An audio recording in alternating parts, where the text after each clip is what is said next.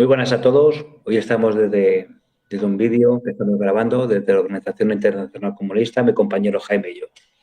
Trata sobre un artículo de Universidad Obrera. Y dice así: 60 de los 61 cargos presentados contra Stalin y Beria son falsos. Continúa. Como parte de la serie de artículos que estamos lanzando estos días para contribuir a desmontar la leyenda negra que rodea a la URSS, y más concretamente sobre el periodo marxista-leninista. Hoy queremos rescatar una entrevista concedida al periódico brasileño A Verdade por Grover Furr, catedrático estadounidense y experto en historia en movimiento comunista internacional. Hace poco, un gran número de libros han sido publicados para atacar la persona y obra de Joseph Stalin. ¿Cómo se explica la intensificación de la lucha contra el régimen stalinista de los EU y el mundo? Grover Furr. Desde finales de los años 20, Stalin ha sido blanco principal del vocerío anticomunista y capitalista. León Trotsky atacó a Stalin para justificar su propia incapacidad para ganarse a las masas trabajadoras de la Unión Soviética. La verdadera causa de la derrota de Trotsky es su interpretación del marxismo, una especie de determinismo económico extremo. Sus predicciones decían que la revolución estaba condenada al fracaso si no era seguida por revoluciones en otros países industrialmente avanzados. Pero la dirección del partido prefería el primer plan de Stalin para construir el socialismo en un solo país. Toma, ya está. Toma ya, trotskistas. ¿Ahora qué? Esta visión no es de un marxista recalcitrante, de un comunista, stalinista. No. Es la visión objetiva de un historiador norteamericano que no tiene nada que ver con el marxismo. Las ideas de Trotsky tenían y todavía tienen una gran influencia en todos los capitalistas y anticomunistas. Los historiadores trotskistas son muy bien recibidos por los historiadores capitalistas. Pierre Brouet y Rogovin Vadim, los historiadores trotskistas más destacados de las últimas décadas. Han sido elogiados y siguen siendo frecuentemente citados por los historiadores abiertamente reaccionarios. Muchos en la dirección del partido en 1930 lucharon contra Stalin cuando defendió la democracia dentro del partido y sobre todo mediante elecciones democráticas para los soviéticos. Oye, que según Grover Furr, la URSS no era una dictadura férrea, totalitaria, sanguinaria y asesina, ¿eh? Oye, que es que defendía la democracia dentro tanto del propio PQS como de la propia Unión Soviética, ¿eh? Qué cosas, ¿eh? Y es que la democracia es lo que tú quieras en este mundo, ¿no? ¿Qué es la democracia? Tener la libertad de poder elegir a un partido y que ese partido haga lo que tú quieras y demás, es algo falso, ¿no? Tú le das a un partido, el partido hace lo que ellos le vengan en gana y mandan sobre ti. Democracia, nosotros vivimos en una democracia burguesa, típica liberal. No es una democracia de la que, por ejemplo, había en la Unión Soviética, ¿no? Es una democracia supuestamente y más directa. Y no hay que confundir con los países actuales, democracia liberal actual. Democracia es lo que yo quiero, si me salgo con la mía. Exacto. Es algo que decía, aunque Corea del Norte no sea marxista, pero Cabo de Benós, ¿no? Que es la democracia, tener la libertad de elegir un partido y no tener asegurada tu casa, ¿no? Aunque trabajes, o poder elegir directamente al, por ejemplo, el jefe de Estado y demás, a través de los soviets, pero tú tienes asegurada tu casa siempre y cuando trabajes, tu comida y demás, que es lo más democrático, ¿no? Tengo una democracia estupenda que elijo a representantes que luego acaban en un consejo de administración de una eléctrica para que me suban la luz un 50%, que es lo que acaban de hacer. Exacto. Una democracia, eso es una democracia estupenda, maravillosa, estupenda. Democracia para elegir quién te da por detrás, ¿no? Básicamente. Sí, ¿verdad? Es lo único. Vamos a continuar leyendo. Estas mentiras e historias de terror siguen siendo la forma principal de propaganda anticomunista, todavía a día de hoy.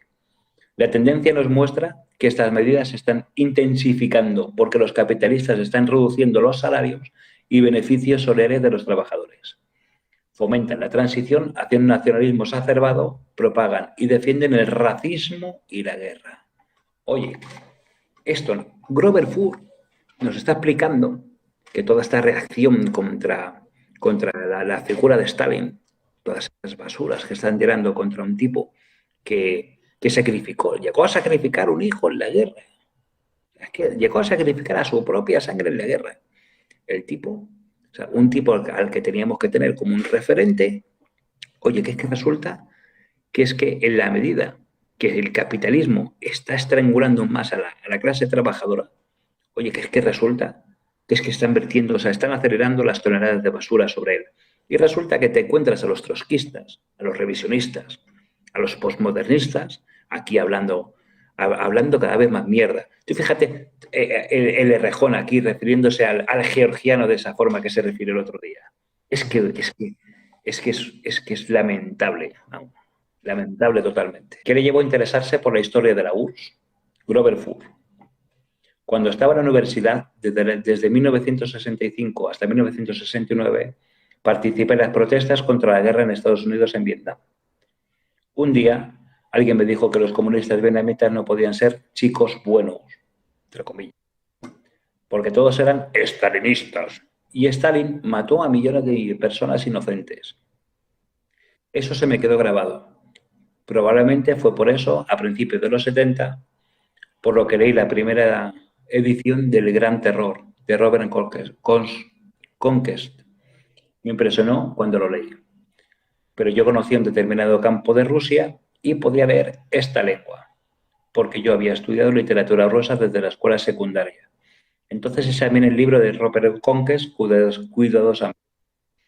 Al parecer, nadie lo había hecho. Descubrí entonces el uso deshonesto que Conquest hace sobre sus fuentes. Sus notas no apoyan ninguna de sus conclusiones anti-Stalin. Básicamente hizo de cualquier fuente que era hostil a Stalin, independientemente de si era fiable o no. Así que decidí escribir algo coherente. Me tomó un tiempo largo, pero finalmente se publicó en 1988. Durante este tiempo he estudiado la investigación que están realizando nuevos historiadores en la URSS. Ars Getty, Robert Thurston y muchos otros. O sea, que es que el tipo es que el que tiene criterio propio, ya sea comunista, ¿no? Ya sea marxista, al final acaba descubriendo, acaba desterrando toda la basura que han tirado sobre el camarada. Antistalinskaya Podlost. Su libro La infamia antistalinista se publicó recientemente en Moscú. Cuéntenos un poco sobre él. Hace una década me enteré de la gran cantidad de documentos que se estaban revelando de archivos secretos de la antigua Unión Soviética y empecé a estudiarlos.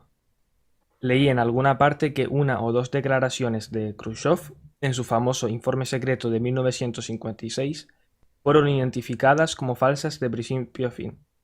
Por lo tanto, pensé que podría hacer una investigación y escribir un artículo señalando algunos errores expuestos por él durante el informe secreto. Nunca me imaginé encontrar que todo lo que dijo Khrushchev, 60 de los 61 cargos presentados contra Stalin y Beria, iba a ser completamente falso. Del cargo número 61 no pude encontrar nada que lo confirmara ni desmintiese. Me di cuenta de que este hecho iba a cambiar todo, ya que prácticamente toda la historia desde 1956 se basaba en lo dicho por Khrushchev o escritores afines a él. He encontrado que el periodo de la historia soviética con Stalin al frente ha sido completamente tergiversado. No solo un error aquí y allá, sino básicamente un enorme fraude. La mentira más grande del siglo. Y gracias a mi colega de Moscú, Vladimir L. Bobrov, que fue el primero que me mostró estos documentos, me dio valiosos consejos en varias ocasiones y realizó un excelente trabajo de traducción. Sin la dedicación de Vladimir no habría pasado nada. En Román Paladino es un invento. Es un invento. O sea, es una justificación para darle poder a los burócratas y arrancar con el periodo capitalista dentro de la propia Unión Soviética.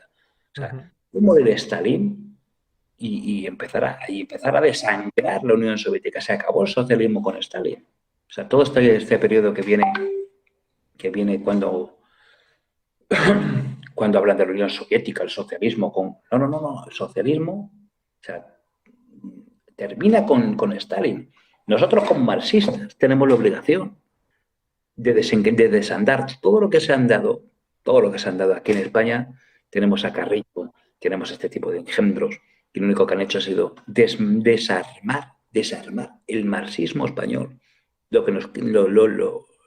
Nuestro deber como marxistas es desandar todos esos caminos, volver otra vez a la muerte de Stalin y volver a andarlos otra vez como Dios manda, de una forma correcta, de una forma como se tenían que haber dado esos caminos si no hubiera intervenido personajes como el Ladino, como el Khrushchev, como todos los que se han precedido, hasta desarmar, hasta estrangular el proyecto socialista a nivel mundial, porque es que esto ha sido a nivel mundial, porque si te falla la base, el eje sobre el que gira todo, al final, todos estos eurocomunistas salen de ahí.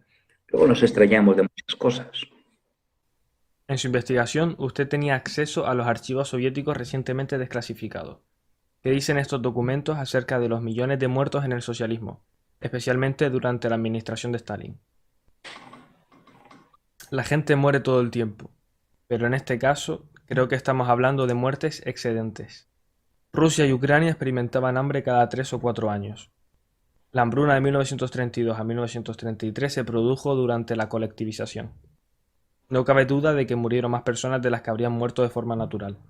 Sin embargo, muchas personas más morirían en hambrunas sucesivas, cada 3-4 años y indefinidamente en el futuro, si no se hacía la colectivización. La colectivización significó que la hambruna de 1932 al 33 fue la última, con excepción de la grave hambruna de 1946 al 47, que fue mucho peor, pero que se debió a la guerra. Y como he mencionado antes, Nikolai Esov deliberadamente mató a miles de personas inocentes. Es interesante considerar lo que podría haber pasado si Rusia no hubiera colectivizado la agricultura y no hubiese acelerado su programa de industrialización, y si las intrigas de la oposición en la década de 1930 no hubieran sido aplastadas. Claro. Luego le echan las culpas al juicio de Moscú. No, es que Stalin, el juicio de Moscú fueron totalmente justificados. Es que no es... O sea, fue justicia proletaria en un Estado de Derecho que ya se ha hablado de que era democrático, de que es mentira de que no fuese democrático. Pero es que además es que tampoco... A ver, aquí Grover no te habla de la revuelta de los kulaks. Claro, Pero claro. es Algo que imprescindible eso. la revuelta de los kulaks, si bien las hambrunas se daban en periodos cíclicos, es que la revuelta de los kulaks lo que hizo fue apretar el acelerador de la hambruna de 1932. O sea, empezaron aquí a quemar cosechas, a matar ganado. Entonces, pues claro que profundizaron en el origen, o sea, en la fuente de esa hambruna. Pero es que no fue culpa de Stalin en ningún momento. De hecho, Stalin lo que hizo fue a través de los planes quinquenales darle solución a aquello. Es más, no sé si fue en el 33, él envió 8 veces más grano de lo que se solía enviar a Ucrania, por ejemplo, ¿no? Y sobre el Holodomor, al principio la hambruna ni siquiera fue solamente en Ucrania, ¿no? Mucha gente habla de que la hambruna en Ucrania fue causada para paliar el nacionalismo ucraniano, ¿o no? Demás. Y fue prácticamente una limpieza étnica. Y no fue así, ¿no? Para nada. En Kazajistán, creo que fue Kazajistán, lo estaban pasando mucho peor. Y no. Y al principio de la hambruna. Y por eso, cuando Ucrania, el Partido Comunista Ucraniano, pide a Stalin ayuda, se la niega. Pero no porque no quiera, sino precisamente porque en ese momento la peor república que lo estaba pasando era la República de Kazajistán. ¿Qué es lo que pasa? Que Ucrania se va al carajo en esa época, tiene un montón de problemas y es en el siguiente año cuando peor lo pasan y ahí es cuando Stalin manda 8 veces la cantidad de grano que solía mandar. Si tú quieres matar a una población de hambre, no le mandas comida. Cuando hablan de limpieza étnica contra los ucranianos, Es que es un desbarajuste, es un despropósito ideológico. Sí que una de las fuentes, uno de los orígenes de la Rusia zarista, uno de los orígenes de Rusia fue Kiev. Es como si aquí planteamos el asunto de Asturias. Asturias, el resto de España. Si es que el origen de España, el origen de Castilla es Asturias. Es como si empezamos aquí a... No, no, no, no, no. ¿Qué limpieza étnica? Eso es una tontería como un casoplón de grande. Eso es una estupidez. Y tampoco se Vamos, puede calificar como genocidio porque un genocidio es intencionado, ¿no? Es la intención de eliminar sistemáticamente a una persona por su raza o un colectivo por su raza o religión. Stalin no quería matar. Obviamente, y no, él no mató. Simplemente, pues, hubo una hambruna que muere gente. Él no provocó ni esa hambruna ni nada. Eso no es genocidio. yo trato de poner medios para que esas cosas no volviesen a ocurrir. Es que no. Si la URSS no hubiese hecho la colectivización, los nazis y los japoneses habrían ganado. Si el régimen de Stalin no hubiera contenido las conspiraciones derechistas, trotskistas, nacionalistas y los militares, los japoneses y los alemanes habrían conquistado el país. En ambos casos, las víctimas entre los ciudadanos soviéticos habrían sido mucho más numerosas que los 28 millones de muertos en la guerra. Los nazis habrían matado a más judíos, más eslavos y más antifascistas.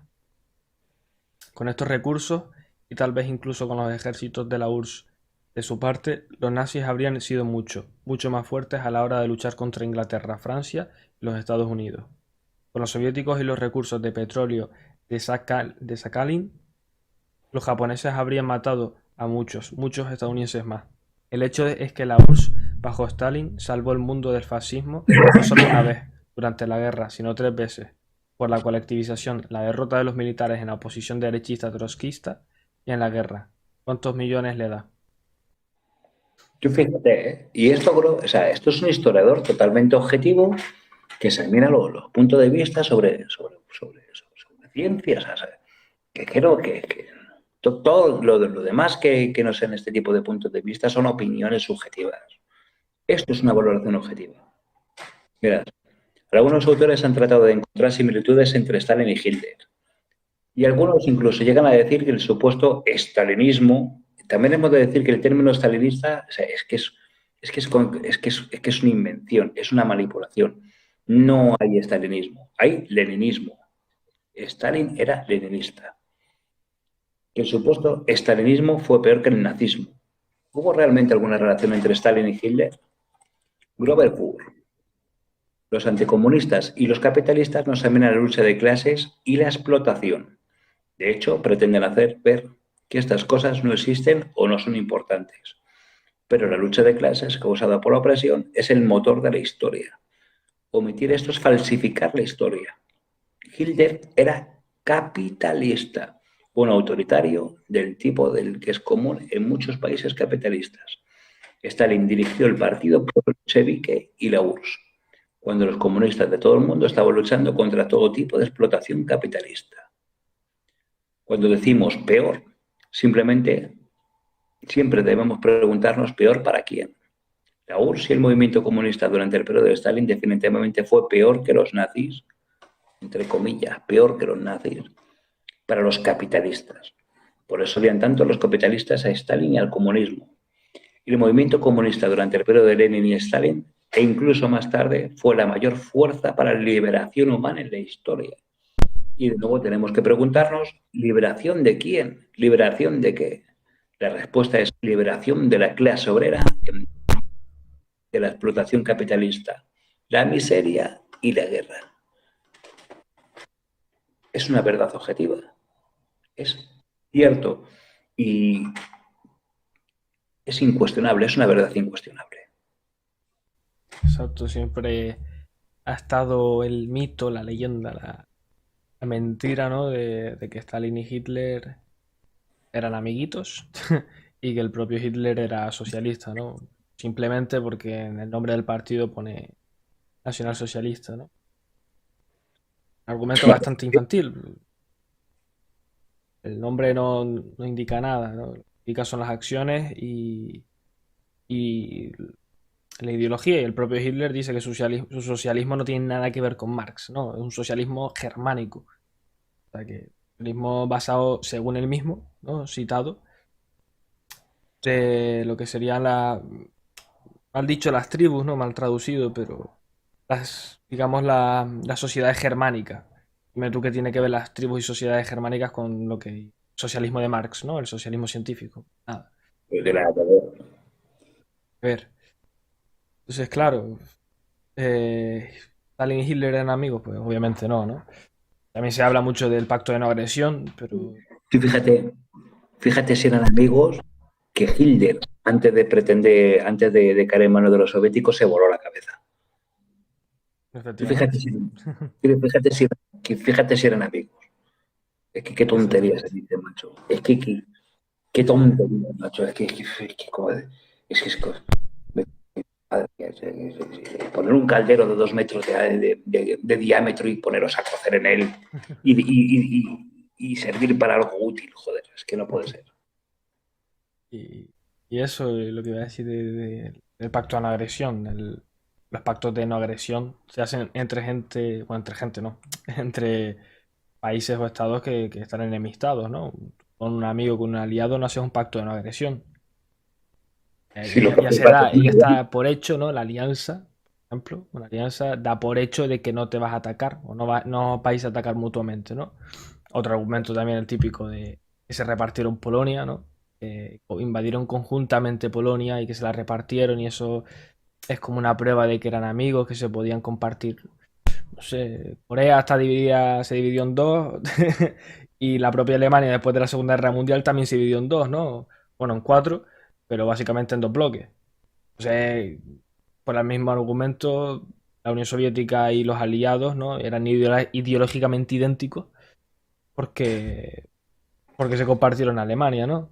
O Estados Unidos y la Unión Soviética eran amigos porque se repartieron Corea.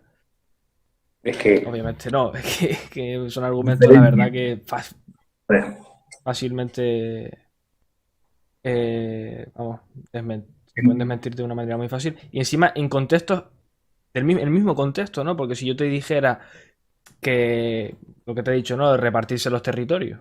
Tú te repartes un territorio, a lo mejor yo te pongo un ejemplo en la Edad Media, no sirve de mucho, pero es que el ejemplo de Corea son, vamos, nada, en el 51 fue la guerra de Corea.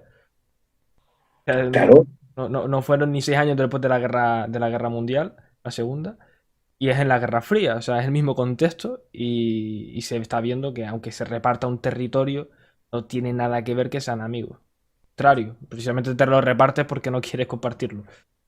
Y pero bueno, fíjate, diferencia, a ver, amigos trotskistas y amigos revisionistas. Fíjate, Barrio Sésamo, Spinetta te lo explica. Tú fíjate, diferencia, Hitler y Mussolini eran amigos. Hitler y Franco eran amigos. Hitler mandó toda su aviación y sus medios a Franco. Hitler mandó ayuda a Mussolini cuando se trancó en Albania y en ciertos sitios, porque no era una panda de inútiles, es que los italianos sí, inútiles totales. Y la diferencia entre amigos y enemigos. Oye, que es que Stalin lo único que firmó fue un pacto de no agresión, porque es que las potencias es algo que no se explica, joder. Las potencias occidentales, porque Stalin quiso firmar pactos de alianza tanto con Inglaterra como con Francia, porque estaba viendo la bestia para crecer. Y es que resulta que llegaron los franceses, llegaron los ingleses y le mandaron diplomáticos de segunda. Diplomáticos de segunda. Y pues Stalin le dijo, sí, ahí os quedáis. Ahora yo voy a hacer lo que, ahora, o sea, me habéis tomado el pelo, me dices, me habéis querido tomar por el pito de un sereno. Pues ahí os la veis con la bestia. Y fíjate si se la vieron con la bestia, que Francia le duró 6 semanas a la bestia. Y estuvo a punto de conquistar Inglaterra. Si hubiera tenido más marina, lo hubiera conquistado. Oye, que es que ahí se la vieron con la bestia. Y luego que, por un pacto de no agresión, que simplemente fue un pacto estratégico para ganar tiempo. Porque fíjate, lo primero que hizo Stalin fue llevarse toda la industria al otro lado del Volga, para que los nazis no pudieran arrasarla y poder seguir con con la producción me dieran pues para hacer frente al conflicto que sabía que se avecinaba, simplemente. Y ahora dicen los troscos, dicen los revisionistas y dicen los amigos del capitalismo, del ultracapitalismo, a contar banalidades sobre un tipo que le tendríamos que tener en un pedestal, que tendría que ser uno de los principales referentes, ya no solo para los marxistas, sino para todo el mundo en general. Fíjate, aquí el tema que te gusta. Uno de los ataques más frecuentes a Stalin es que él sería responsable de la hambruna en Ucrania de 1932 al 33, también llamada la Gran Hambruna. Esta versión de la historia se corresponde con lo que realmente ocurrió. El Holodomor es un mito, nunca sucedió. Este mito fue inventado por nacionalistas ucranianos profascistas, junto con los nazis. Douglas Totel lo demostró en su libro El fraude, la hambruna y el fascismo. Arch Getty, uno de los mejores historiadores burgueses, es decir, no marxista y no comunista, también tiene un buen artículo sobre esto. Robert Conquest es el que da la versión antigua de que los soviéticos deliberadamente causaron la hambruna en Ucrania. No hay la más mínima prueba de que pueda confirmar esta visión. Por eso, una prueba así nunca ha salido a la luz. El mito del Holodomor persiste debido a que es el mito fundacional del nacionalismo ucraniano de derechas. Los nacionalistas ucranianos que invadieron la URSS junto con los nazis mataron a millones de personas, entre ellos muchos ucranianos. Su única excusa es la propaganda de la mentira de que lucharon por la libertad contra los comunistas soviéticos, que eran peores que los nazis. Fíjate. Ahora, ahí lo tienes. Un historiador no es un ideólogo, ni es un cuñado, como están aquí los posmos aquí. No. Es un historiador cualificado, objetivo, un puntal en su campo, explicándote las razones por las cuales él se está tirando basura sobre este gran líder, sobre este gran personaje histórico, sobre la piedra angular por la que tenemos que reiniciar los caminos del marxismo. Lo último que estaba hablando, ¿no? Ya lo he dicho yo antes. Que Stalin mismo mandó 8 veces el grano que se solía mandar a Ucrania para paliar el hambre, ¿no? Y dice eso, los nazis, ¿no? Los nacionalistas ucranianos que siempre han tenido una ideología, ¿no? Tirando hacia los nazis, se puede ver en el conflicto de Crimea. ¿Lo has visto? Se puede ver ahora mismo. Es que no es. O sea, es que los nietos de aquellos, las que lo están liando ahora mismo, allí en Ucrania. Que es la Unión Europea y todo. No, la OTAN ve bastante lo que sería a Ucrania y después lo ve disparando desde las trincheras, bueno, ya no, hace tiempo, pero con banderas nazis, literalmente, ¿no? Sí. La bandera nazi ahí apoyada mientras disparan con la metralleta. No, y eso queda hasta ahora. Bueno, amigos, pues con esto concluimos el vídeo. Espero que haya sido gratificante, estupendo, maravilloso, didáctico. Espero que algún trosco esté escocido. Ya con revisionistas escocido. Y sin nada, pues nos despedimos. Un saludo a todos. Saludos. Salud.